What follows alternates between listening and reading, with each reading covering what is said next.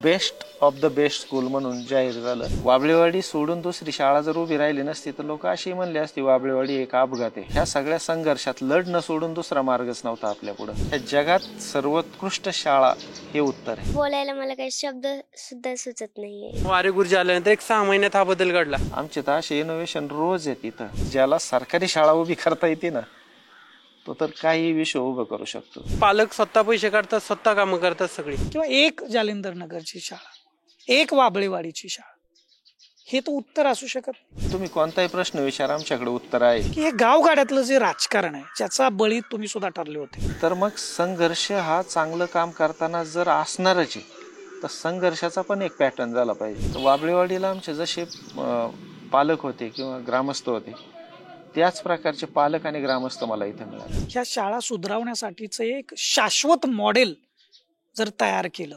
प्रत्येक शाळा महाराष्ट्रातली प्रत्येक गावातली शाळा अशी होऊ शकते, एकाच वर्षात होऊ शकते.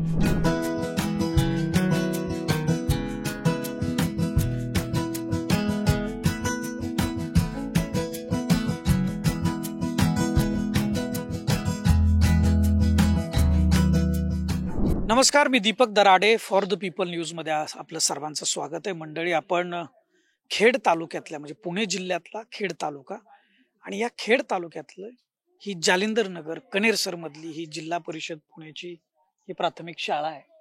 आणि या शाळेला वर्ल्ड बेस्ट स्कूल म्हणून पुरस्कार मिळालेला आहे. काल 30 सप्टेंबर रोजीच हा पुरस्कार जाहीर झालेला आहे. आज आपण इथं शाळेमध्ये आलेलो आहे.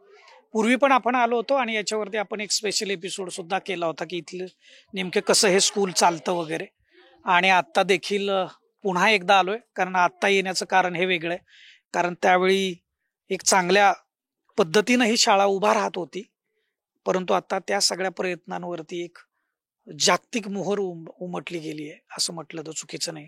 कारण वर्ल्ड बेस्ट स्कूल म्हणून याला पुरस्कार मिळाला. लंडन स्थित म्हणजे इंग्लंड मधली ही टी फॉर एज्युकेशन नावाची संस्था आहे. तिनं ही कॉम्पिटिशन जागतिक पातळीवरती घेतली होती. 5 वेगवेगळ्या प्रकारामध्ये ही स्पर्धा होती. त्यातनं प्रत्येक प्रकारामध्ये 10 शाळा निवडल्या गेल्या होत्या. त्याच्यामध्ये ही एक कम्युनिटी जो प्रकार होता त्याच्यामध्ये ही शाळा निवडली गेली होती. ही सरकारी शाळा आहे. आणि मग त्या 50 शाळांमधून शेवटी जनमताच्या आधारे लोकांच्या मतानुसार बेस्ट स्कूल निवडण्याचा शेवटचा अंतिम टप्पा असतो. आणि त्याच्यामध्ये ह्या शाळेची निवड झालेली बेस्ट स्कूल म्हणून, वर्ल्ड बेस्ट स्कूल. इथं ही सगळी शाळेतली मुलं आहेत. नेमकं आता यांना मला विचारायचंय की तुमची जी शाळा आहे ती जगातली सर्वात बेस्ट स्कूल म्हणून निवडली गेली आहे, कसं वाटतं तुम्हाला? जग केवढं मोठं असतं आणि त्या जगात आमची शाळा आली म्हणजे आता त्याला बोलायला मला काही शब्द सुद्धा सुचत नाहीये. इतकी सुंदर शाळा झाली. हो का? बर, तुला काय वाटतं? मला वाटतं की जग एवढं मोठं असून एकही जिल्हा परिषदच्या प्राथमिक शाळा येऊ शकत नाही, पण आमची शाळा एवढी जगात टॉप 1 ला आली तर आम्हाला खूप असं मस्त वाटतं. मस्त वाटतंय. नेमकं मस्त वाटतं म्हणजे कसं वाटतं? म्हणजे माझी आधीची शाळा तिथं मला काय चांगलं वाटायचं नव्हतं, तिथं काहीच नव्हतं. पण आता या शाळेत आल्यावर स्किल्स वगैरे वेगवेगळ्या हे शिकवतात, तर मला इथं खूप मस्त वाटतं. आणि जगात टॉप 1 ला आली तर खूपच मस्त. खूपच मस्त वाटतं. अजून तुला कसं वाटतं? आनंद वाटतोय? खूप आनंद वाटतोय. ते मुलांना बघितलं आपण, मुलांच्या प्रतिक्रिया किती बोलक्या आहेत. छोटी मुलं आहेत, कारण 1ली ते 4थीचीच ही शाळा आहे खरं तर. आणि ह्या 1ली ते 4थीच्या वर्गातली ही मुलं आहेत सगळी. आणि त्यांचा आनंद त्यांच्या शब्दांमधून आपल्यापर्यंत पोहोचतोय. इथल्या ह्या कनेरसर मधली जी ही जालिंदर नगर आहे ना, इथले पालक आहेत इथं, त्यांच्याशी आपण बोलूया. काय वाटतं, हे जगातली बेस्ट स्कूल म्हणून ठरलेली आहे तुमची शाळा, काय वाटतं? सर, सांगायचं झालं तर आनंद सांगण्या इतका आनंद नाहीच आहे. कारण जी बंद मोडकळी झालेली शाळा आज टी फॉर एज्युकेशन या संस्थेने भरवल्या स्पर्धेत आज टॉपचं नंबर 1चं बक्षीस घेतलंय आमच्या शाळेने. आज हा जल्लोष किती करावं किती नाही एवढं कमीच पडत आहे. पूर्वी काय स्थिती होती ना, आता हे सगळं झाल्यावर हा सगळा जो बदल आहे, एक पालक म्हणून, गावकरी म्हणून कसं ह्या बदलाला बघता? सर, वारे गुरुजी आलते त्या टायमाला शाळेत एक 5-6 मुलं होती. 5-6 मुलांवरती वारे सर आले, त्यांचं आम्ही स्वागत केलं. स्वागत केल्यानंतर ही मोडकळीस आलेली शाळा वारे गुरुजींनी स्वतःपासून सुरुवात केली. त्या शाळा आपल्याला डेव्हलप करायचे स्वतः काम केले. आमच्याकडे त्याचे फोटो वगैरे सगळे सर त्यांनी आले, कामाला सुरुवात केली. हळूहळू आमचा जिल्ह्यात पहिला नंबर आला पहिल्या वेळेस. जी त्यांनी एक स्पर्धा होती, माझी शाळा सुंदर शाळा, त्याच्यात आमचा पुणे जिल्ह्यात आमचा पहिला क्रमांक आलाय. त्यानंतर मग वारे गुरुजी आल्यानंतर वारे गुरुजी आल्यानंतर एक 6 महिन्यात हा बदल घडला आणि तिथून पुढे 1 वर्षाच्या टॉप 10 मध्ये आले. आणि त्यानंतर मग आता सगळ्यांनाच माहित आहे बेस्ट स्कूल झाली जगात झाली. मला सांगा, आता प्रत्येक गावामध्ये आपण ज्यावेळेस जातो, आम्ही पण जातो, अनेक स्कूलला ज्यावेळेस भेटी देतो, तिथे एक प्रामुख्याने एक गोष्ट जाणवते, ते म्हणजे गाव पातळीवरचं राजकारण. आणि त्या गाव पातळीवरच्या राजकारणामध्ये तिथल्या शाळा संपल्यात, तिथलं शिक्षण संपलंय आणि त्याचा खूप मोठा फटका हा तिथल्या म्हणजे आपल्याला जी भविष्यातली जी पिढी आहे आपली छोटी मुलं ती घडण्यामध्ये होतो. काय वाटतं तुमच्या इथं पण तसंच असेल? सर आमची तर पण तसंच आहे. पण वारे सर आल्यापासून आम्ही पॉलिटिक्स किंवा गावातला पुढारी आमच्या शाळेत नाहीये. आम्ही जे येतात मुलांचे पालक येतात, जे काम करायचे पालक स्वतः पैसे काढतात, स्वतः कामं करतात सगळे. याच्यात पुढाऱ्यांचा किंवा गावाच्या कोणत्याही निधीचा 1 रुपयाचा हात नाही. सगळे याच्यामध्ये पालक करतात. ह्याच्यामध्ये ह्या बदल कसा झाला? म्हणजे एक राजकारणातून ते एकदम एवढा सकारात्मक बदल? नाही ना सर, ही लोकसभा आहे. प्रत्येक लोकसभाचं काम करण्याची पद्धत वेगळी राहते. आता इथं प्रत्येक येऊन स्वतः पालक काम करतोय, त्यामुळे इथं राजकारण याचा प्रश्नच नाही. पालक रात्रीच्या 1-1, 2-2 वाजेपर्यंत रात्रीचं काही येऊन शाळा उभारण्यासाठी काम करत होते. ज्यावेळेस शाळा मोडकळीस झाली त्यावेळेस पालकाला कळलं पाहिजे की बाबा आपल्या मुलांसाठी शाळा तयार केली पाहिजे. आपली शाळा आहे, आम्ही समजत नाही की लोकांची शाळा आहे, आम्ही समजतो की आमची स्वतःची शाळा आहे. फार महत्वाचं आहे. म्हणजे हे फार बोलक हे उदाहरण आहे. पालक सुद्धा आहेत, ते स्वतः या गावाचे नागरिक आहेत आणि मला वाटतं महाराष्ट्रातल्या तमाम पालकांसाठी हे खूप महत्वाचे एक शब्द आहेत त्यांचे, की आपल्या पुढच्या भविष्यासाठी आपल्याला राजकारण बाजूला ठेवून आपल्याला शाळा सुधारल्या पाहिजे. आणि वारे गुरुजींसारखे जर तिथं कोणी शिक्षक असतील तर त्यांना आपण साथ दिली पाहिजे.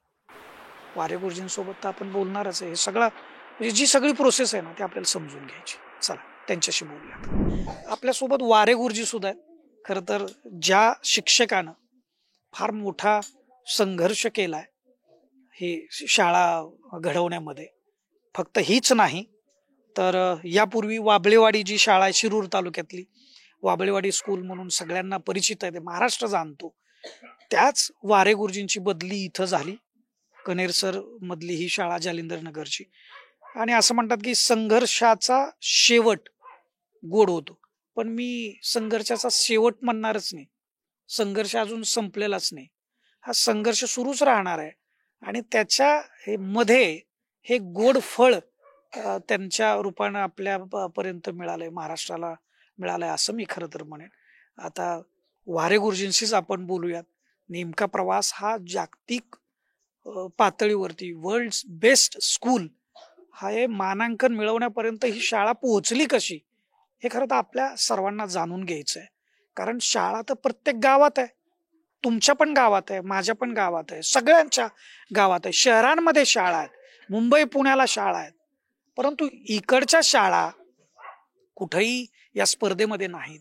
आणि एक अतिशय दुर्गम भागातली ही जालिंदर नगरची जिल्हा परिषदेची शाळा ही जगातल्या बेस्ट स्कूलमध्ये पहिली येते. हे कसं शक्य झालं? नेमकं काय अशी जादूची कांडी आहे का वारे गुरुजींकडं, की ते वाबळेवाडीला होते, वाबळेवाडीचे शाळा त्यांनी मॉडेल स्कूल बनवलं, ते जालिंदर नगरच्या शाळेमध्ये आले की इथंही त्यांनी हे स्कूल, आता तर त्याच्या पुढं एक पाऊल टाकलेलं आहे, ते पण स्कूल आंतरराष्ट्रीय दर्जाचंच होतं, हेही त्याच दर्जाचं आहे. 1ली ते 4थी पर्यंतची शाळा आहे आणि या शाळेला सुद्धा त्यांनी जगाच्या पातळीवरती बेस्ट स्कूल म्हणून हे निर्माण केलं. नेमकं काय वारे गुरुजींकडं, त्यांच्याकडे आहे आणि इतरांकडे नाही आहे का, असे अनेक प्रश्न जसे तुमच्या मनामध्ये आहेत की नाही तसे माझ्या पण मनामध्ये आहेत. पूर्वी पण आपण त्यांची मतं जाणून घेतलेली आहेत, पण आजच्या या महत्वाच्या क्षणी पुन्हा एकदा त्यांच्याकडून नव्यानं काही वेगळी उत्तरं त्यांच्याकडून मिळतात का हे आपण बघूयात. ज्यांनी ही जालिंदर नगरची जी जिल्हा परिषदेची शाळा आहे ती वर्ल्ड बेस्ट स्कूल बनवले ते वारे गुरुजी आपल्या सोबत आहेत. गुरुजी, मनापासून स्वागत आहे फॉर द पीपल न्यूज मध्ये. आणि सर्वात प्रथम म्हणजे खूप खूप अभिनंदन तुमचं. म्हणजे एक सरकारी शाळा जिल्हा परिषदेची जगातलं बेस्ट स्कूल ठरलं, त्याला अगदी मोहर उमटवली आहे. म्हणजे तुमचा संघर्ष आम्ही 2021 पासून पाहतोय म्हणण्यापेक्षा आम्ही त्याचे साक्षीदार सुद्धा आहे आणि तुमचे सोबतकरी सुद्धा आहे असं म्हटलं तरी हरकत नाही होणार, म्हणजे त्याला हरकत कुणी घेणार नाही. म्हणजे म्हणजे त्या संघर्षाचा अनेक लोक म्हणतात की संघर्षाचा शेवट गोड झाला बरं का, पण मी म्हणेन की संघर्ष अजून वारे गुरुजींचा संपलेलाच नाहीये. खरं तर हा संघर्षाच्या वाटेवरती हे एक मिळालेलं अतिशय गोड फळ आहे असं मी म्हणतो, की जे जागतिक पातळीवरती T for education he England मधल्या लंडन मधली जी संस्था आहे, ती संस्था ही कॉम्पिटिशन घेते आणि त्या कॉम्पिटिशन मध्ये ही शाळा पहिल्या क्रमांकाची निवडली जाते. याच्यापेक्षा अजून काय उत्तर हवंय वारे गुरुजींच्या कर्तृत्वाचं, त्यांच्या प्रामाणिकपणाचं, त्यांच्या सच्चाईचं? काय वाटतं ही सगळं ज्यावेळेस काल रिझल्ट लागला रात्री, त्यावेळेस मनामध्ये कोणत्या भावना आल्या होत्या तुमच्या? मला ती इच्छा भरपूर होती की असं घडलं पाहिजे, असं काहीतरी घडलं पाहिजे की जे आजकाल सरकारी शाळेकडे, जिल्हा परिषदच्या शाळेकडे जी दुय्यम दर्जाची मानसिकता ठेवून लोक पाहतात, आपल्या मुलांना ह्या शाळेतून काढून ज्या ठिकाणी उभ्या आयुष्याचं नुकसान होतंय अशा खाजगी शाळेमध्ये टाकायला नेतात. कधी कधी त्या मुलांच्या पेक्षा त्या लोकांच्या अज्ञानाचं वाईट वाटायचं, पण आपल्याकडं उत्तर नसायचं. काय म्हणून थांबवायचं, काय दाखवायचं? त्यांच्याकडे दाखवायला खूप असायचं, पण कधी कधी ते दाखवणं एका कट कारस्थानाचा भाग आहे का काय असं पण वाटतं. आणि त्या कट कारस्थानाच्या भागाला बळी पडल्यानंतर जी काही एक बॅक फुटवर जाणं होतं ना, ते बॅक फुटवर जाणं ह्या सरकारी शिक्षण व्यवस्थेचं झालेलं आहे. ते राजस्थानमध्ये असं मी ऐकलंय की ओलं झाड तोडता येत नाही, मग त्याला ते वाळलं पाहिजे. मग ते वाळलं पाहिजे तर काय करायचं, तर सगळेजण म्हणतात त्याला गोल उभं राहून शिव्या देतात त्या झाडाला, आणि नंतर ते झाड वाळून जातं, मरून जातं, आणि मग त्याला तोडतात. तर तशी प्रक्रिया सरकारी शिक्षण व्यवस्थेबद्दल चाललेली दिसते आपल्याला. आणि कोण कोण त्याच्यात सामील आहे आणि कोण कोण सहज बोलतंय हे पण कळत नाही. पण याला उत्तर द्यायचं तर तोंडी उत्तर देण्यात अर्थ नाही राहिलेला सध्याच्या काळात. कोणतरी काहीतरी बोलतोय आणि आपण तोंडीच त्याला उत्तर देतोय, ही परिस्थिती सध्याच्या काळात म्हणजे त्या प्रक्रियेचं फार अवमूल्यन झालंय. पण मला एक प्रश्न विचारायचा आहे की खरंच जिल्हा परिषदेच्या शाळांची शिक्षणची प्रक्रिया आहे, जी व्यवस्था आहे, ती कुठंतरी खालावली म्हणूनच तर पालकांनी कुठं तरी ऑप्शन शोधला असेल खाजगी शाळांचा. मला वाटत असं नाही, नसेल का? मला असं वाटत नाही की खालावली होती म्हणून ही प्रक्रिया सुरू झाली.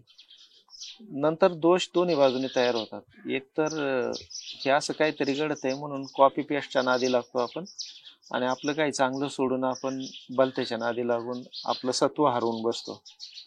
दुसरी गोष्ट अशी आहे की ह्या सगळ्या गोंधळामध्ये कुठंतरी ठेस लागण्याचा पण प्रकार होतो. शिक्षक असतील किंवा इतर कोणी स्टेक होल्डर्स असतील, ती ठेस लागल्यानंतर तुम्ही ज्या संघर्षाचा उल्लेख केला, आपण तो संघर्ष पचवून पुढं यश आपल्याला दिसतंय किंवा त्याचा आपण आनंद घेतोय. पण सगळेच जण ह्या इथपर्यंत जातील असं नाही. संघर्ष वाट्याला आला आणि ठेस लागली की थांबा म्हणतात आणि जपून खेळतायत, बॅकफुटवर जातात तिथं माणसं. तर तसे वारे गुरुजी काही थांबलेले नाही.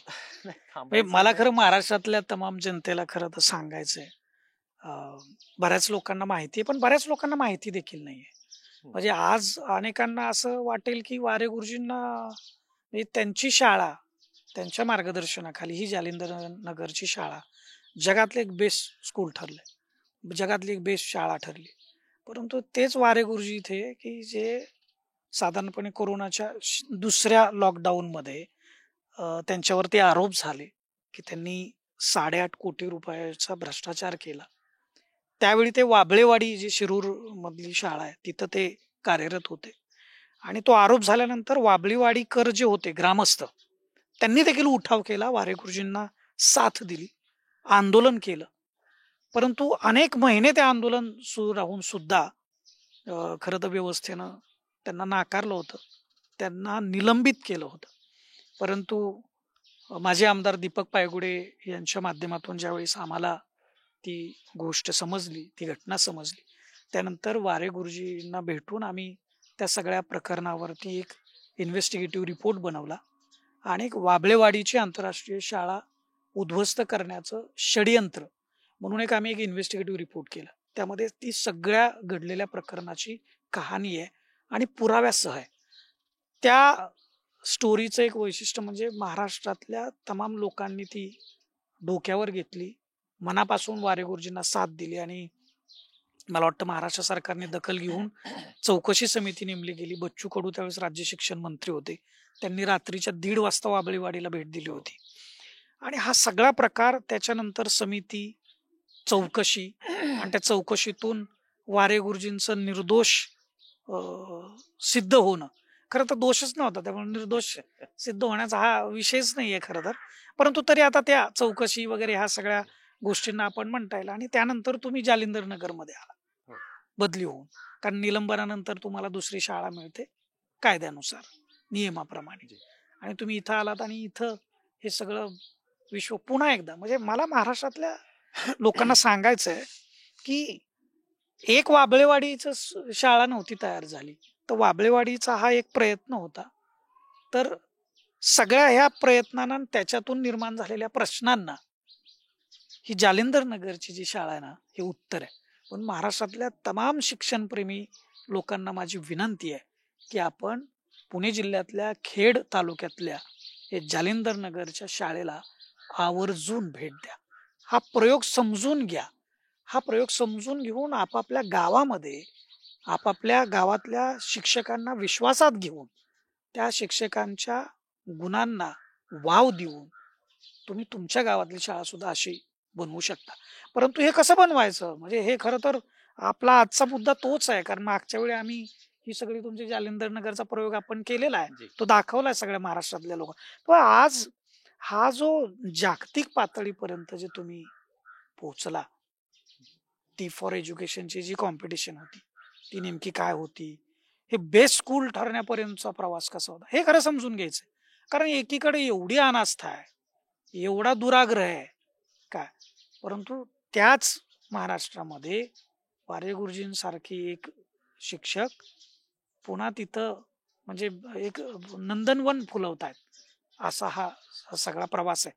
नेमकं काय घडलं होतं, कसं तुम्ही या स्पर्धेमध्ये सहभागी झाला आणि एकदम ही मोहर कशी उमटवली?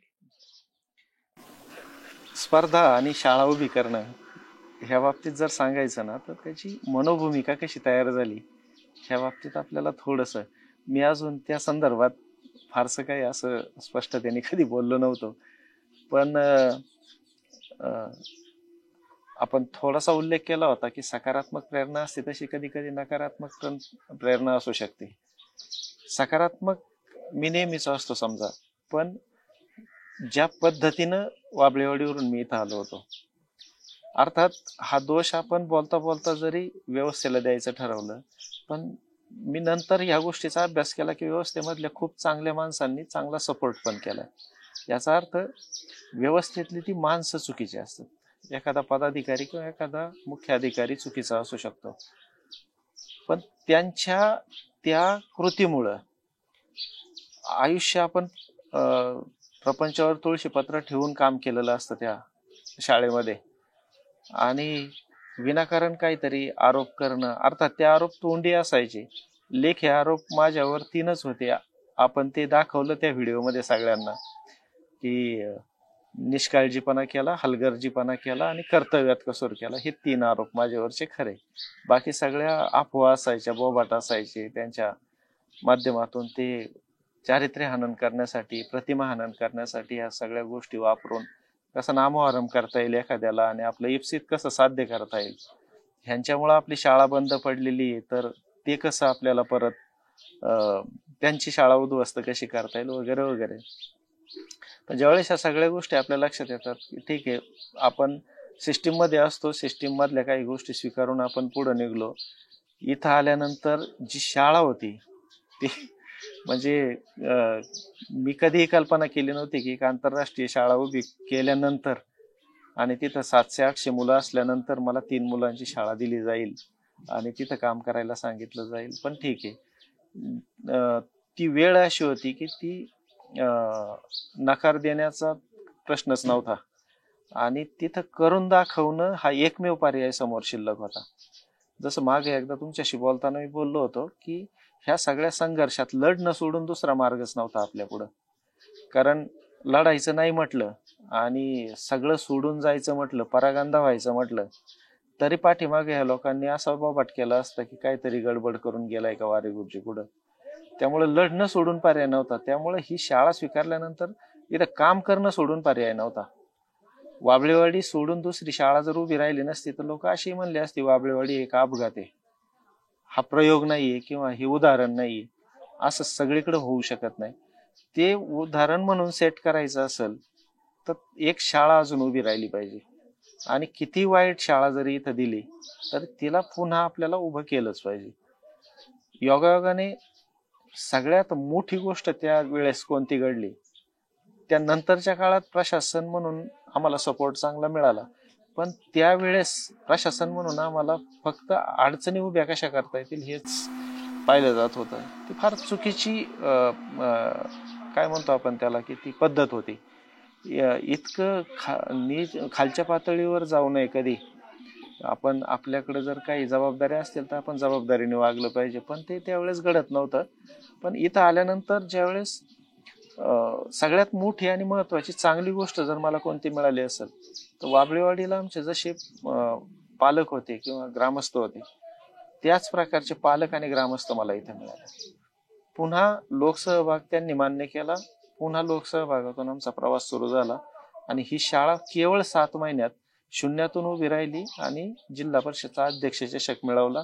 वर्षभरात मुख्यमंत्री माझी शाळा सुंदर शाळामध्ये पहिली आली आणि दुसऱ्या वर्षाला आज आपण हे पाहतोय की ती जगामध्ये सर्वोत्कृष्ट शाळा, best of the best, winner of the winner ह्या स्टेजवर जाऊन पोहोचली.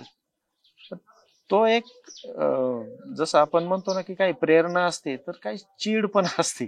बरोबर. चीड पण काम करते आणि त्या चिडीचं आपण सकारात्मक स्वरूप कसं करायचं हा थोडक्यात ह्या प्रवासापाठीमागचा एक म्हणजे ती एक त्या प्रवासापाठीमागचं ते कारण मीमांसा आपण जर म्हटलं. तुम्ही काम करायला गेला तर विरोध होणार आहे, हे साहजिक आहे. गावगाड्याचा जो विषय असतो, गावातलं जे राजकारण असतं ते तुम्हाला आडवं येणारच आहे. अशा वेळी तुम्ही शस्त्र मॅन न करता तुम्ही लढत राहिलं पाहिजे, हा एक संदेश तुमच्या ह्या सगळ्या प्रवासातून आहे. लढत राहिलं पाहिजे आणि नकारात्मक शक्तींना नामोहरम आपल्याला करताच आलं पाहिजे आपल्या आयुष्यामध्ये. नाही तर मग शिक्षक कसं? हा, शिक्षक आम्ही मुलांना सांगतो ना की तुम्ही कोणताही प्रश्न विचारा, आमच्याकडे उत्तर आहे. मग फक्त मुलांपुरतं मर्यादित नाही राहावं, हे व्यवहारात पण आलं पाहिजे. बरोबर. कुठलेही प्रश्न उभे करा, उत्तर आमच्याकडे आहे. आणि मला असं वाटतं की आतापर्यंत उभ्या राहिलेल्या सगळ्या प्रश्नांना या जगात सर्वोत्कृष्ट शाळा हे उत्तर आहे. वा.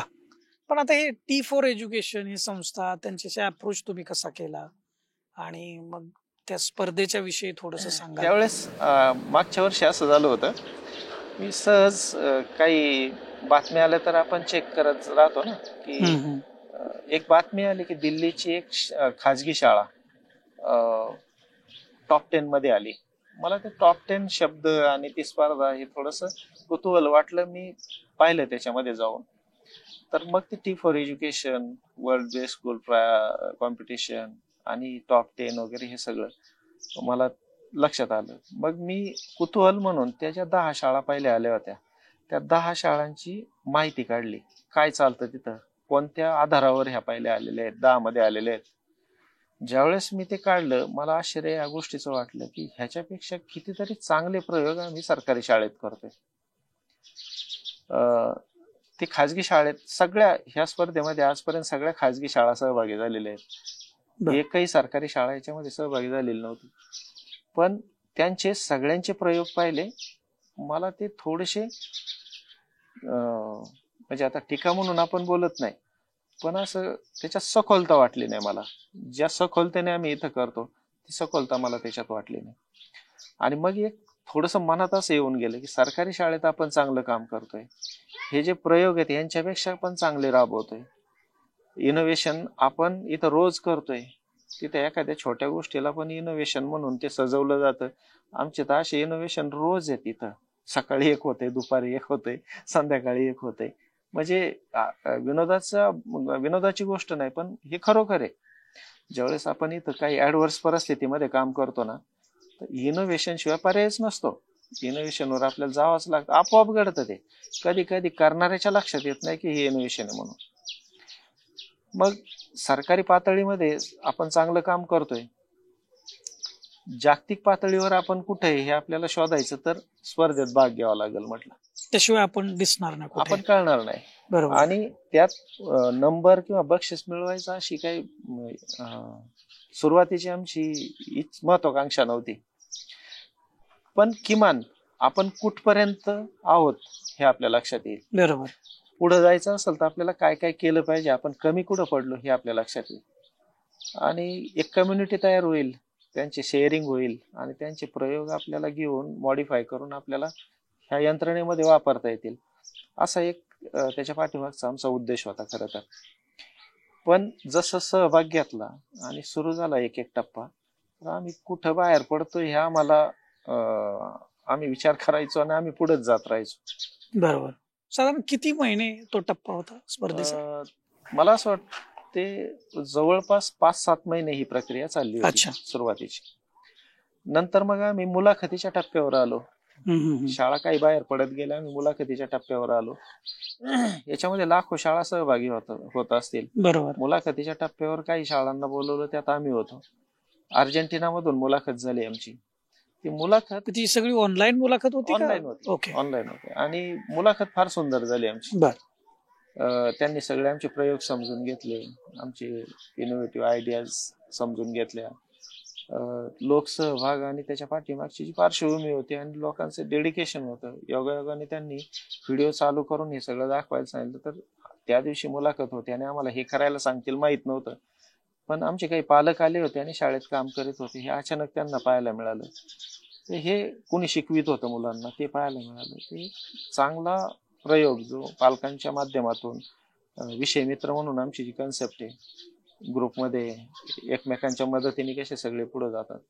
शाळेचा जो सगळ्यात वाईट आजचा प्रकार असेल तर स्पर्धा हा शाळेचा पाया झालेला आहे. आम्ही तो शिफ्ट केलाय आणि तो कोलॅबरेशनवर आणलेला आहे, सहकार्यावर. स्पर्धेचे जे सगळे दुर्गुण आहेत आमच्या मुलांच्या मध्ये आपल्याला दिसणार नाहीत. सहकार्याचे जे सगळे सद्गुण आहेत, त्याचे आउटपुट आहेत, हे आमच्या मुलांच्या मध्ये आपल्याला दिसते. बरोबर.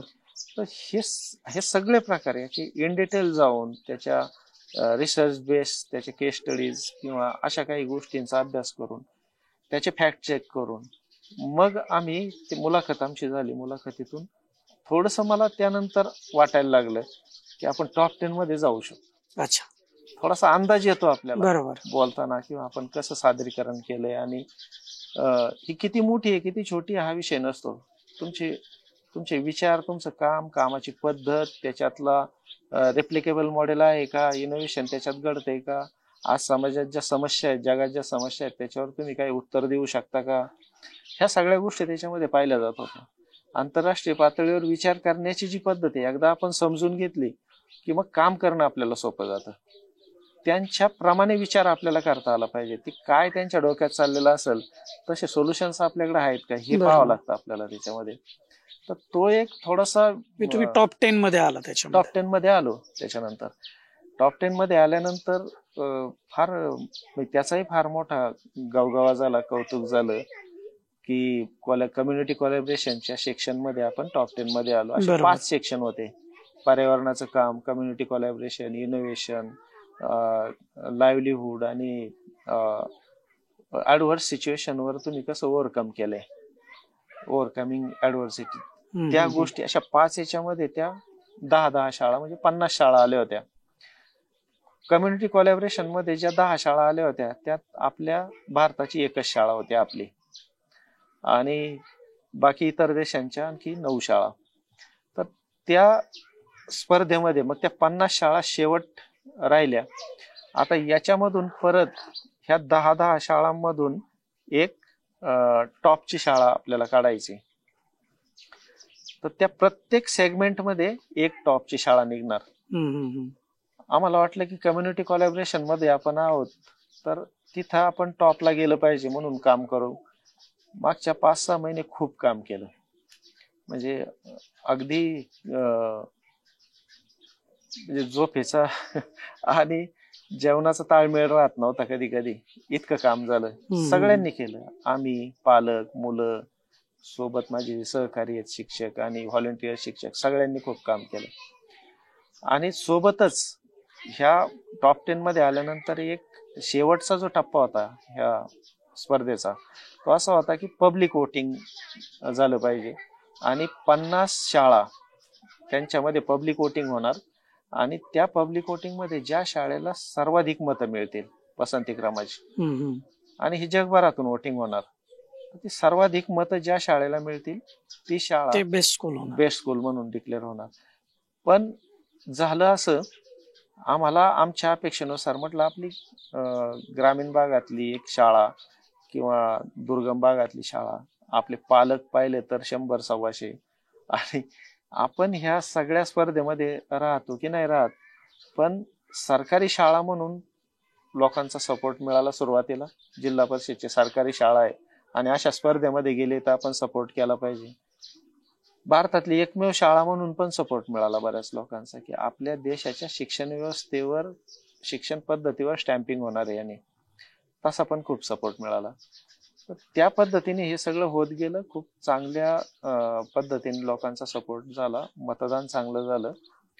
आणि त्या आम्हाला जे अपेक्षित होतं की कम्युनिटी कोलॅबरेशन मध्ये आपण पुढे येऊ कदाचित, पण त्याच्या पलीकडे जाऊन त्या 50 शाळांमधून जी सर्वोत्कृष्ट शाळा म्हणून जी कम्युनिटी चॉईस अवॉर्ड किंवा त्या अवॉर्डला best of the best school असं म्हणतात किंवा विनर ऑफ द विनर असं पण म्हणतात, त्याच्यासाठी आपलं ना शेवट डिक्लेरेशन मध्ये 5 डिक्लेरेशन झाले, आम्ही कुठंच नव्हतं. थोडीशी मनात शंका आली, आपलं काय कुठंच नाही. कुठंच नाही का काय आपण. पण आमच्या अपेक्षेच्या विपरीत त्या कम्युनिटी चॉईस अवॉर्ड मध्ये आमचं नाव आलं, best of the best school म्हणून जाहीर झालं. म्हणजे आम्ही ही अपेक्षा केली नव्हती की एक सरकारी जिल्हा परिषदची मराठी माध्यमाची छोटीशी शाळा, 1ली ते 4थीची शाळा आहे, दुर्गम गावातली, दुर्गम भागातली, आणि ही शाळा जगात सर्वोत्कृष्ट होऊ शकते ही कल्पना आम्ही पण केलेली नव्हती.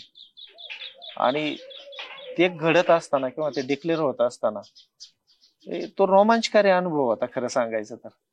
म्हणजे केवळ आमच्यासाठी नाही, आपल्या सगळ्यांसाठीच, आपल्या राज्यासाठी, आपल्या देशासाठी, की आपण आज आपली भारतीय शाळा, सरकारी शाळा जगात सर्वोत्कृष्ट आहे. आणि हा इतिहास ती म्हणजे फार वेगळं वाटत होतं. आणि कुठंतरी ह्या सरकारी शिक्षण यंत्रणेला पुन्हा आत्मविश्वास देण्याच्या कामासाठी आपण कुठंतरी कामी पडलोय, याचा एक फार मोठा आनंद आहे, सुखावणारी गोष्ट होती. बरोबर आहे. खरं तर पण मला सांगा, आता म्हणजे वारे गुरुजींनी चप्पल न घालण्याचं ठरवलं होतं, आता इतकं मोठं अचिव्हमेंट केल्यानंतर वारे गुरुजी चप्पल घालणार आहेत का आता? चपलेचं म्हणजे मी पाठीमागे तुम्हाला सांगितलं होतं की असं काही विशिष्ट कारणास्तव काढलेली नाही. व्यक्ती किंवा ते एक मन मोकळं करण्याचा किंवा प्रतिक्रिया दिली आपण हे समजून घेण्याचा तो प्रकार होता.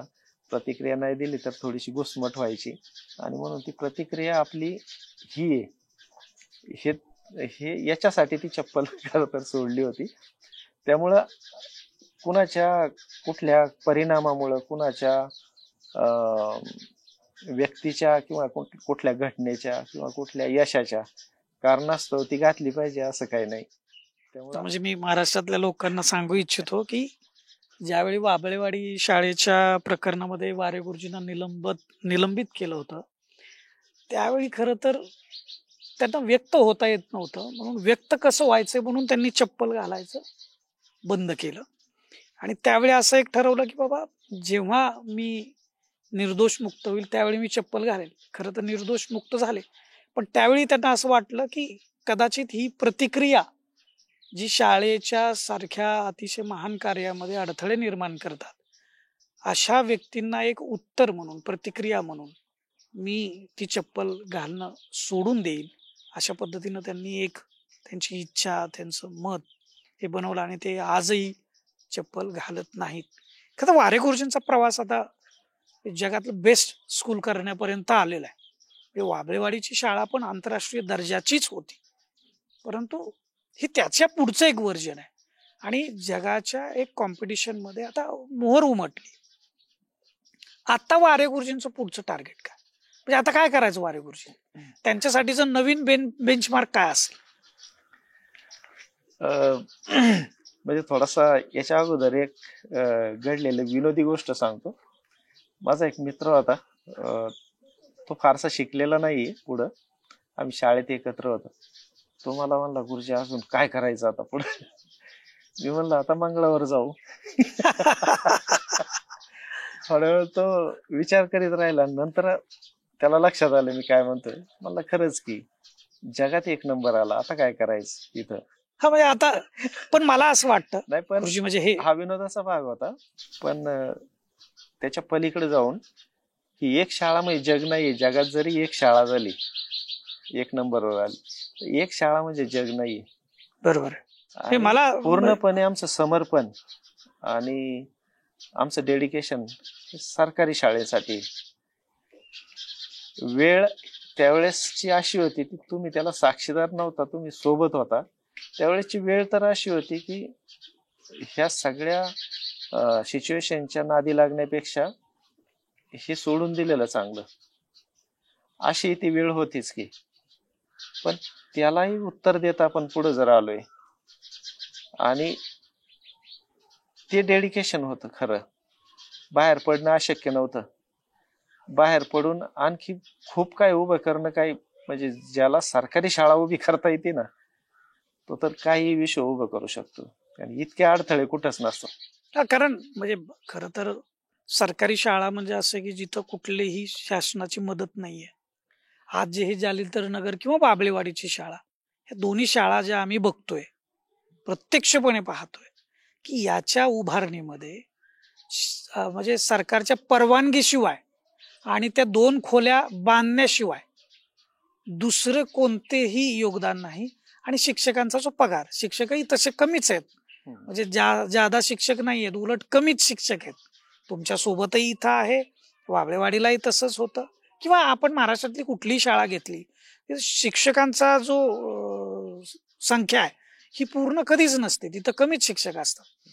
अशा याच्यामध्ये कोणत्याही सरकारी मदती विना एक आंतरराष्ट्रीय दर्जाचं स्कूल उभा करणं, जे कदाचित खाजगी संस्थांनाही खरं तर सहज शक्य आहे, कारण त्यांच्याकडं रिसोर्स म्हणजे पैसा खूप आहे.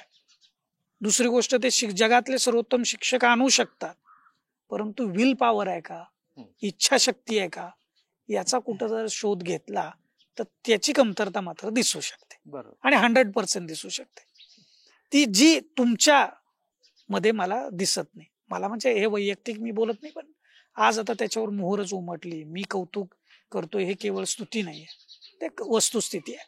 पण मला सांगा की एक वारे गुरुजी तयार हो, किंवा एक जालिंदर नगरची शाळा, एक वाबळेवाडीची शाळा, हे तर उत्तर असू शकत नाही. राज्य सरकारनं कदाचित याच्यावरती जर निर्णय केला आणि जर तुमच्यासारख्या शिक्षकांची मदत घेऊन जिल्ह्यातल्या, राज्यातल्या अशा काही 100, 200, 500, 1000 अशा टप्प्याटप्प्यानं ह्या शाळा सुधारवण्यासाठीचं एक शाश्वत मॉडेल जर तयार केलं तर ते चिरकाल टिकेल. कारण वारे गुरुजी जर समजा आता इथून बदलून गेले तर हे मॉडेल बिघडता कामा नये किंवा ते बिघडू नये याची भीती पण आहे. बरोबर. तुम्ही कसं बघता याच्याकडे? म्हणजे माझी वैयक्तिक इच्छा तुम्ही जे आता बोलून दाखवलं, माझी वैयक्तिक इच्छा पण तीच आहे.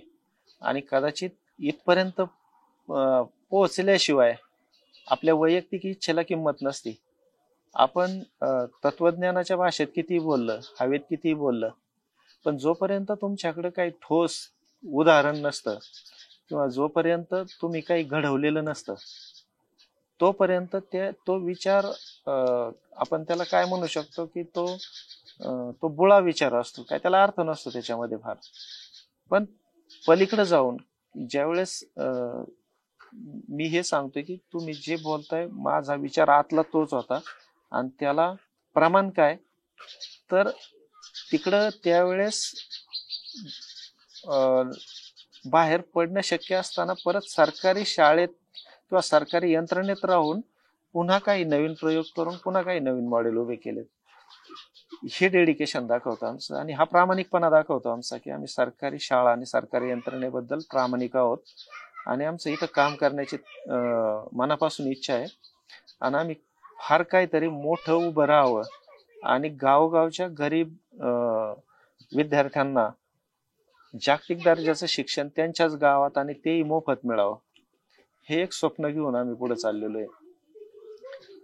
एका जालिंदर नगरचा जर आपण विचार केला तर इथपर्यंत यायला थिएटर असताना हे एक दुर्गम भागातलं गाव आहे. फार रिमोट आतला भाग आहे हा. एका बाजूला धरण, एका बाजूला डोंगर, अशा परिस्थितीमध्ये ही शाळा आहे. अशा वाईट परिस्थितीमध्ये जर एक आंतरराष्ट्रीय दर्जाची शाळा उभी राहू शकते, जगातलं बेस्ट स्कूल उभं राहू शकतं, सर्वोत्कृष्ट शाळा जगातली, आज त्याला हे प्रमाण झाले आता, तर याच्यापेक्षा तर चांगल्या सिच्युएशन मध्ये आपल्या महाराष्ट्रातल्या सगळ्या शाळा आहेत आणि सगळी गावं आहेत, तिथं नक्कीच उभं राहील. हा एक आता कॉन्फिडन्स इथून निघतोय, हा एक मेसेज सुटतोय. आता हा मेसेज पकडून प्रशासन नक्कीच, प्रशासनाची इच्छा असणारच की अशा पद्धतीने आपण काम केलं पाहिजे, आणि आम्ही आमचं आयुष्य समर्पित करायला तयार आहे. बऱ्याचदा शासकीय स्तरावरती याच्या योजना पण घोषित होतात. हे मला आठवत आहे, तुम्हाला ज्यावेळेस वाबळेवाडीच्या प्रकरणामध्ये निलंबित केलं त्याच्या अगोदरच्याच अर्थसंकल्पामध्ये राज्य सरकारने महाराष्ट्रामध्ये अशा पद्धतीनं एक मॉडेल स्कूल उभा करण्याची योजना घोषित केली होती. त्याला 200 कोटी रुपये सुद्धा जाहीर केले होते. मला वाटतं त्यावेळी सुद्धा अर्थमंत्री अजित पवारच होते, आणि आजही अर्थमंत्री अजित पवार आहेत, मुख्यमंत्री देवेंद्र फडणवीस आहेत, की त्या देवेंद्र फडणवीसांच्या पहिल्या टर्म मध्ये मुख्यमंत्री पदाच्या त्याच वेळी आंतरराष्ट्रीय स्कूलची एक कल्पना लोणावळ्याच्या परिषदेमध्ये समोर आली होती. योगायोगानं तेच आता मुख्यमंत्री आहेत. कदाचित म्हणजे हे असं जर केलं तर महाराष्ट्रातल्या जिल्हा परिषदेच्या आणि महानगरपालिका, नगरपालिकेच्या ज्या शाळा आहेत, ज्या सरकारी शाळा आहेत, त्या सुधरू शकतात, आणि इथं मोफत दर्जेदार उत्तम दर्जाचं आंतरराष्ट्रीय दर्जाचं शिक्षण हे सगळ्यांना मिळू शकतं. तर पण हे होत असताना अडचणी एक आहे, ज्या अडचणीचा तुम्ही खूप मोठ्या म्हणजे खुबीनं सामना केलाय, तुम्ही त्याच्यामध्ये यशस्वी झालाय. खूप सारे शिक्षक आहेत की ते थांबतात. राजकारण आहेच, ते गावगाड्यामध्ये अगदी बारकाईनं मुरलेलं आहे, ते तर काही तुम्ही असं सहजासहजी होणार नाही. एखादा शिक्षक त्या ठिकाणी चांगलं काम करायला लागलं तर बाबा याचा काय इंटरेस्ट आहे याच्यामध्ये, इथून सुरुवात होते. खरं तर त्याच्याच गावातली मुलं शिकत असतात. आता त्या शिक्षकाचा काय वेगळा इंटरेस्ट असणार आहे, त्याची तर मुलं शिकत नाहीये. पण असं असताना सुद्धा त्या गावामध्ये राजकारण होताना दिसतं.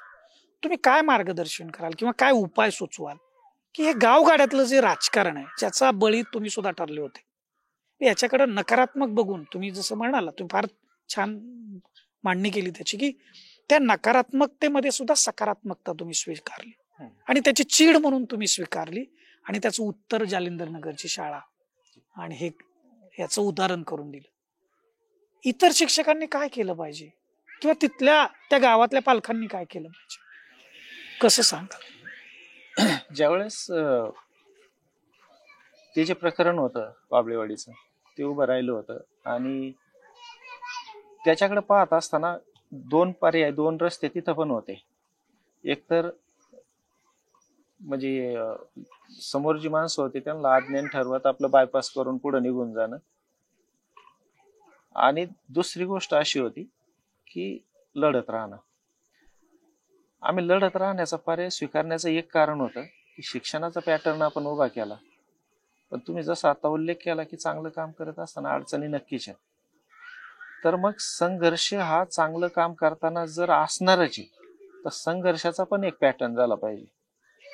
म्हणून लढणं हा पर्याय चालू ठेवला होता.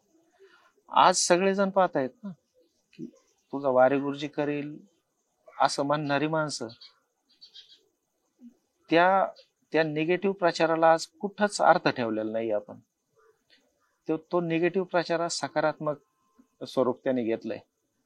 आणि ती प्रक्रिया होती त्यावेळेस. आणि असं असतं त्यावेळेसची ती 1-2 माणसं चुकीची होती असं आपण म्हणू शकतो. पण त्याच्यावर उत्तर म्हणून त्याच्याकडे कसं पाहायचं आणि त्याच्यावर आपला अप्रोच काय असला पाहिजे. आपण आपलं सकारात्मक राहून कामाशी जर आपण समर्पित राहिलो आणि आपल्या आयुष्यात शिक्षक म्हणून एकही चूक आपल्याकडून होणार नाही याची जर दक्षता घेतली, तर ती 1-2 माणसं तर फार छोटी होती. आणखी त्याच्यापेक्षा कोणी मोठं आलं तरी त्याने काही फरक नाही पडणार. आपण समजून घेतलं पाहिजे. फार मोठी मोठी माणसं आपल्या इतिहासात होऊन गेलेत. तुम्हीच मला त्यांची सुरुवातीच्या व्हिडिओच्या वेळ दरम्यान उदाहरणं सांगितलेली आहेत की तुम्ही खचू नका. ही माणसं मोठी झाली, त्यांना हा त्रास भोगायला लागलेला आहे. त्यांना इतकी मोठी माणसं असून त्यांना सुद्धा ते चुकलेलं नाही. आमच्यासारख्या सामान्य माणसाला ते काही चुकणार आहे? आणि जर चुकणार नाही तर मग ह्या सगळ्याला घाबरून काय आपण घरात बसायचं ना? आपण त्याला फेस करणं, त्याला सामना करणं हीच भूमिका आपली असली पाहिजे. त्यातून उत्तर निर्माण करणं आणि त्यातून मग काही स्ट्रक्चर्स तयार होणं, ह्याच पद्धतीने आपण गेलं पाहिजे. वाबळेवाडीचं जे काही घडलं त्यांचं जालिंदर नगर हे त्याचं उत्तर आहे. आता त्या सामान्य माणसांबद्दल बोलायचं काहीच कारण नाही, त्यांचा नामोल्लेख सुद्धा होऊ नये. खाजगीमध्ये मी त्यांना एक निरोप दिलाय की तुमच्यामुळं वारे गुरुजी फार मोठा झाला. तुमची जर तयारी असेल तर तुम्हाला नवरा बायकोला उभा पोशाख करण्याची आणि तिकडे घेऊन यायची माझी तयारी मनापासून. की काय विचार करणं, तुम्ही अडचणी निर्माण केल्या नसतं तर कदाचित हे काम घडू शकलं नसतं. तेवढा जोर आपण लावत नाही ना. बरोबर. जेवढ्या अडचणी जास्त तेवढा आपण इकडनं जोर लावतो आणि मग आपल्याला आपली ओळख होते की आपण काय. बरोबर. जर त्या अडचणी निर्माण नसत्या झाल्या तर ह्या ज्या शक्ती आहेत ह्या कदाचित अशाच राहून गेल्या असत्या. बरोबर. हे पाहिजेच, हे पाहिजे. त्याच्यापासून पळायचं त्याच्याशिवाय आनंद नाही. म्हणजे त्याच्यावर जायचं. बरोबर. अडचणींच्यावर जायचं, अडचणीपासून पळायचं नाही कधी. आता मला सांगा, आता या आपल्या शाळेमध्ये एकूण काय काय उपक्रम आहेत आणि कसा दिनक्रम चालतो? उपक्रम फार आहेत. स्किल एज्युकेशन सुरू केले, न्यू एज टेक्नॉलॉजी सुरू केले, ज्याला आपण इंडस्ट्री 4.0 म्हणतो. त्यातल्या सगळ्या टेक्नॉलॉजी इथं मुलं शिकतायत आमची. कोडिंग असेल, रोबोटिक्स असेल, ह्या सगळ्या गोष्टी त्याच्यामध्ये. वेगवेगळ्या भाषा बोलणं संवादाच्या पातळीवर. कुठल्या भाषा आहेत? परदेशी काही भाषा आहेत, काही देशी भाषा आहेत. पण जी एक भीती आहे त्याचं एक म्हणजे कारण असं आहे की भाषा हा समाज जीवनाचा पासवर्ड आहे. एकमेकांना एकमेकांच्या भाषा जर नाही समजल्या तर इथून पुढच्या काळात आपण विविधतेतून एकता आहे म्हणतो आपल्या देशात, तिचा गोडवा काय फार दिवस आपण गाऊ शकणार नाही. एकमेकांची भाषा आपल्याला बोलता आली पाहिजे, समजली पाहिजे, एकमेकांबद्दल आदर वाढला पाहिजे. तर त्या सगळ्या गोष्टी लक्षात घेऊन देशी भाषा आम्ही मुलांना बोलण्याच्या पातळीवर, बेसिक पातळीवर शिकवतो. आणि यांचं करिअर आणि जगाची स्पर्धा ह्या गोष्टी लक्षात घेऊन मग तंत्रज्ञानासाठी जपान बरोबर आपलं कोलॅबरेशन होतंय, इथून पुढे होत राहील लक्षात आपल्या घेऊन ती भाषा आम्ही शिकवायला सुरुवात केली. किंवा इंजिनिअरिंग फील्डमध्ये जर्मन लँग्वेजला महत्व आहे, ते आता जस्ट आम्ही सुरू केलंय. तर इंग्रजीवर आम्ही चांगलं काम करतोय. इंग्रजी मराठी माध्यमाची शाळा सोडून इंग्रजी माध्यमाकडे जायला इंग्रजी हे एकमेव कारण आहे सध्या. जर आपण लोकांची मानसिकता पाहिली तर गुणवत्ता वगैरे ह्या गोष्टीचा फार काय कुणाच्या मनात विचार नाही, पण इंग्रजी बोलता आलं म्हणजे आपल्या पोराच्या समोरचे फार प्रश्न मिटतील आणि याचं भविष्य उज्ज्वल होईल, ही खरी त्यातली मेक आहे. मग इंग्रजी बोलण्यासाठी इंग्रजी माध्यमाच्या शाळेत जायची गरज काय? आपण आपल्या सरकारी शाळेत पण इंग्रजी बोलायला लावू शकतो मुलांना, त्यांच्यापेक्षा चांगलं. काल पुरस्कार तो आमचा जाहीर झाल्यानंतर, आमचा जगात ही सर्वश्रेष्ठ सर्वोत्कृष्ट शाळा आहे हे जाहीर झाल्यानंतर एका मुलीने प्रतिक्रिया व्यक्त केली, ती इंग्रजीमधून केलेली, छोट्या मुलीने. हे इतकं जर सुपीर आणि फ्लुएंट इंग्रजी जर मुलं बोलत असतील तर का त्या लोकांच्या मनात येईल की आमची मुलं इंग्रजी माध्यमाच्या शाळेत गेली पाहिजेत? कारण नाही असं काय. तर ती इंग्रजीवर पण आम्ही काम करतोय, ह्या सगळ्या भाषांच्यावर आम्ही जाणीवपूर्वक काम करतोय की काय शाळा म्हणजे एक गोष्ट नसते.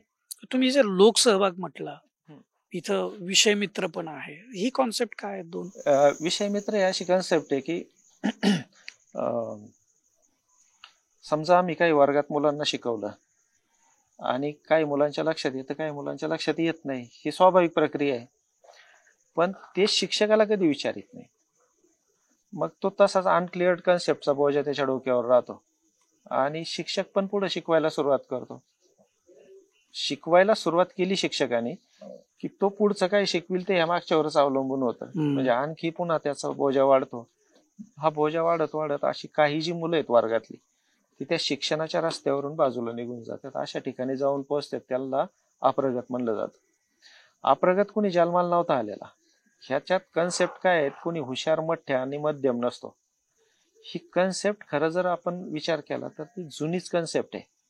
एकपाठी, द्विपाठी आणि घनपाठी ही कन्सेप्ट आहे ती. जो एकपाठी आहे तो हुशारच आहे, त्याला शिकवलेलं सगळं कळलं. द्विपाठीला एकदा दोनदा समजून सांगितल्यानंतर कळतं काही गोष्टी अनक्लिअर, तर तो त्याला कुणीतरी सांगितलं तर तो पुन्हा ते कव्हर करतो आणि यांच्या सोबत येतो, तो मध्यम राहतो. आणि घनपाठी म्हणजे 3-4 वेळा एखादी गोष्ट आणि वेगवेगळ्या प्रकारे त्या मुलांना समजून सांगायला लागते, मग त्यांना पण समजत असते. पण तितका वेळ नाही, वेळापत्रक परवानगी देत नाही आणि वार्षिक घटक नियोजन जे काय असतं नियोजन, ते नियोजन तसं करू देत नाही. शिक्षकाला तेवढा वेळ नाही. तर मग ह्यांच्यासाठी नियोजन काय, तर एक शिक्षकालाच पॅरलल यंत्रणा वर्गात पाहिजे किंवा शाळेत पाहिजे. वर्गात नाही म्हणता येणार आपल्याला, कारण एकाच वर्गातली यंत्रणा फेल ठरते. ही शाळेची यंत्रणा लागते, कारण विषय मित्र म्हणून जी मुलं नेमली जातात ती थोडीशी एखाद्या वर्षाने मोठी असणं गरजेचं असतं बाकीच्यांपेक्षा. बरोबर. त्या मुलांना सोबत घेऊन हे विषय मित्र कोण असतात की जी शिक्षकाच्या आजूबाजूला असतात, नेहमी घोटाळत असतात. शिक्षकाला फॉलो करायचा नेहमी त्यांचा प्रयत्न असतो. कॉपी करतात शिक्षकाचं सगळंच, वागणं, चालणं, बोलणं. शिक्षकाप्रमाणे त्यांच्या सगळ्या कृती असतात. त्यांना एकदा शिकवलेलं लगेच कळतं. त्यांना दुसऱ्याला शिकवणं आवडतं. त्यांची संवेदनशील असतात ही मुलं. की इतरांच्या मागासलेपणाची आणि इतरांच्या त्रासाची त्यांना जाणीव असते आणि ती मदत करायला नेहमी तयार असतात. हे क्रायटेरिया आहेत विषय मित्रांचे. असे क्रायटेरिया शोधून आपण विषय मित्र तयार करू शकतो आणि त्यांना थोडंसं समजून सांगायचं कसं, कन्सेप्ट क्लिअर करायची कशी, ह्या गोष्टी जर आपण त्यांना थोड्या समजून सांगितल्या तर ह्या सगळ्या विद्यार्थ्यांना त्याचा फायदा होतो. बाकीच्या शिक्षकाला पॅरलल यंत्रणा तयार होते. बरोबर. आणि शिक्षकाला कोणी विचारित नाही, पण ते मित्र आहेत एकमेकांचे. बरोबर. विचारून त्यांचा तो प्रवास पुढे चालू होतो. एकमेकांना मदत करत ही मुलं पुढे जातात. असं नाही की सगळ्याच यांना विचारलं जातं. कधी असंही होतं की ही मुलं पण दुसऱ्यांना विचार एकमेकांना. ते कोलॅबरेटिव्ह, मग अशी मी जे सहकार्य, शाळेचं जे बेस आहे तो कोलॅबरेटिव्ह होतो इथं. आणि तो तसा झाल्यानंतर फार सुंदर एक त्यांचं समाज मन म्हणतो ना आपण, ते तयार होतं. वाबळेवाडीत 9 वर्ष कुठली 2 मुलं एकमेकांशी भांडलीत असा प्रसंग घडलेला नाही. आणि इथे आता 3रं वर्ष चाललंय, तो प्रसंग इथे घडलेला नाही. याला कारण ही यंत्रणा आहे पाठीमागची. दुसरं एक तुम्ही हे करता की वेगवेगळ्या विषयांमधले जे तज्ञ लोक आहेत गावामध्ये अवेलेबल, त्यांनाही तुम्ही बोलवता इथं? नाईलाज असतो आमचा. आणि नाईलाज म्हणण्यापेक्षा ही एक स्ट्रक्चर आहे. हे नाईलाज नसला तुमचा तरी पण हे राबवलं गेलं पाहिजे. खूप माणसं आहेत, आम्ही इतकं वेगवेगळं, कोणी फिटर आहे, कोणी इलेक्ट्रिशियन आहे, कोणी असं वेगवेगळ्या प्रकारचं इतकं आम्ही स्किल इथं देतोय. आणि या काही स्किलसाठी आम्हाला बाहेरून शिक्षक आणावं लागलं नाही. आमची 20-25 घराची वाडी इथंच सगळे मिळाले आम्हाला. कोडिंग शिकवणारा आम्हाला इथंच मिळाला, इलेक्ट्रॉनिक्स वाला इथंच मिळाला, शेती ॲग्री मीडियम स्कूलचा प्रयोग करतो, त्याच्यासाठी माणूस आम्हाला इथंच मिळाला. आर्ट अँड क्राफ्टमध्ये जेवढं काम चालतं त्या महिला पालक येऊन इथंच मुलींना शिकवतात सगळं. एवढं सगळं आम्ही करतोय ते इथंच आमच्याच माणसांच्या बळावर चाललंय. इथलाच जो रिसोर्स आहे तो इथंच तोच वापरला. वापरला आम्ही सगळा. आणि बरोबर. त्याच्या पलीकडे जायची आम्हाला गरज पडली नाही. त्याच्या पलीकडे म्हणजे कुठं जातो आम्ही, बेसिक यांनी शिकवलं तर त्याच्या पलीकडे आम्ही युट्यूबवर जातो, ChatGPT वर जातो, गुगलवर जातो, मग तंत्रज्ञानाची मदत घ्यायची आणि मग आणखी काय काय करत राहायचं. ह्या सगळ्या अशी कामं करताना मुलांचा विचार करण्याचा आणि काम करण्याचा जो स्वभाव आहे तो रिसर्च बेस होतो. बरोबर. सांगितलं जातं ना की इतकी सारी नोबेल मिळाल्या, त्यात आपल्या देशात किती मिळाली? इतके सारे पेटंट दरवर्षाला फाईल होतात, त्यात आपल्या देशाचे किती पर्सेंट आहेत? याला कारण आजची शिक्षण व्यवस्था आहे आपली, पाठांतरावर आधारित असलेली. रिसर्च बेस काम नाही करायला लावत कोणी कुणाला. आपल्याला छोट्या छोट्या गोष्टी दिसतात, कधी कधी लक्षात पण येत नाही, याचा पुढचा दूरगामी परिणाम फार वाईट आहे. त्याची बीजं रुजवण्याचं काम इथं तुम्ही. हो. आणि हेच मोठ्या प्रमाणात करायचं असेल तर आपल्याला राज्यव्यापी देशव्यापी अशा पद्धतीची शिक्षण पद्धती स्वीकारावं लागेल. आणि राज्यभर हे काम करणं म्हणजे जगात पहिली आली वगैरे म्हणजे काय फार अवघडी तर चाललंय असं नाही. मुळात जगात शाळा सरकारी पहिली आणण्यासाठी त्या गोष्टी फार सोप्या कराव्या लागतात तरच ते आपण करू शकतो. सगळ्या गोष्टी फार सोप्या केलेल्या आहेत, फार सुंदर पद्धतीने याची मांडणी आहे. मला एकच प्रश्न विचारायचा आहे की जर वारे गुरुजी आहेत म्हणून जगातलं बेस्ट स्कूल झालं का प्रत्येक शिक्षक जगातलं बेस्ट स्कूल करू शकतो? शक्य आहे का ते? नाही, मला काय म्हणायचंय की वारे गुरुजी पण सामान्य शिक्षकच होता ज्यावेळेस तो नोकरीला सुरू करत होता. मी थोडस अपग्रेडेशन करत गेलो, अपडेट राहत गेलो, बदल करत गेलो. एखादा जर समस्या आहे आपल्या समोर तर माझ्या स्वभावानुसार मी नेहमी तिच्यावर मार्ग काढला. तो मार्ग काढत असताना मी नेहमी लोकल सोल्युशन्स पाहिली. हे प्रत्येक जण करू शकतो आणि सहज होऊ शकतं. जुन्या काळात वारे गुरुजी म्हणून मी जे काम करायचो त्याला फार श्रम लागायचे. आज मी ते काम फार कमी श्रमात करतो. याचा अर्थ मी ते सोपं करून ठेवलेलं आहे. तर ते सोपं करणं ही जी प्रक्रिया आहे ही प्रत्येक शाळेत होऊ शकते. हे शक्य आहे. हो, अगदी शक्य आहे.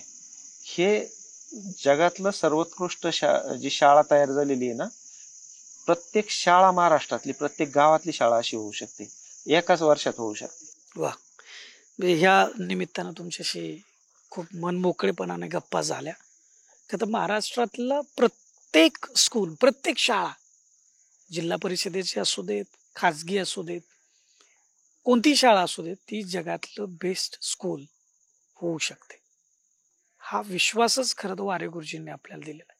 आणि कशा पद्धतीनं होऊ शकते तर त्याचाही एक सूत्र, त्याचं एक मूलमंत्र त्यांनी आपल्याला सांगितलेला. हे सहज शक्य आहे, फक्त सातत्यपूर्ण प्रयत्न पाहिजेत, डेडिकेशन पाहिजे आणि येणाऱ्या संकटांवरती मात करण्याची तुमची इच्छाशक्ती पाहिजे, तर हे सहज शक्य आहे. राजकारण होणार आहे, अडचणी येणार आहेत, अडथळे येणार आहेत आणि हा संघर्षाचाच मार्ग आहे. आणि संघर्ष हा व्हायलाच पाहिजे, तरच त्याची गोडी आहे खरं तर. अन्यथा एवढं सेलिब्रेशन होऊ शकत नाही. सहज कसं सहज आलं तर त्याचं सेलिब्रेशन फार मनापासून होणार नाही. संघर्षामुळे त्या सेलिब्रेशनची गोडी खूप वाढते. जगातलं हे बेस्ट स्कूल आहे. आपण जे मगापासून म्हणजे मुलाखत ज्यावेळेस आम्ही सुरू केली त्यावेळेस सूर्य होता. आता मुलाखतीच्या अंतिम टप्प्यावर आहे आपण, त्यावेळेस अंधार पडलाय, लाईट लावण्याची वेळ आली आणि तुमच्या समोर वारे गुरुजींचा जे हा सगळा प्रवास आहे, म्हणजे सगळा म्हणणार नाही मी, पण एक बेस्ट स्कूल करण्यापर्यंतचा जो प्रवास आहे, संघर्षाचा प्रवास आहे, परंतु अत्यंत धीरोदात्त प्रवास आहे.